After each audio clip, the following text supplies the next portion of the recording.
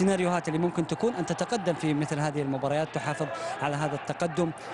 لحظة التركيز غابت بالنسبة للاتحاد في الدقائق الأخيرة.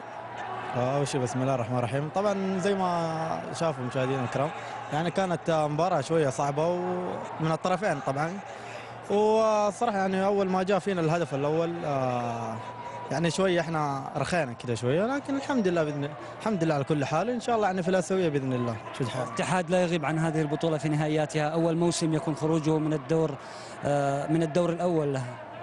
والله زي ما قلت لك يعني ربك كتب زي كده واحنا راضيين فيه، لكن الحمد لله انا وزملائي الشباب كانوا ودنا نقدم شيء للجمهور. انا يعني الجمهور اليوم والله ما قصر معنا، كانوا ودنا نقدم له شيء حلو، لكن الحمد لله على كل حال. الرسالة منك ومن معن ومن عسيري لجمهور الاتحاد، للنقاد اللي يتابعون فريق الاتحاد، هل تنتظرون الفرصة بشكل أكبر؟ تعتقدون أنكم قدمتم ما لديكم في هذه المباراة أو على الأقل في المباريات الماضية مع الاتحاد؟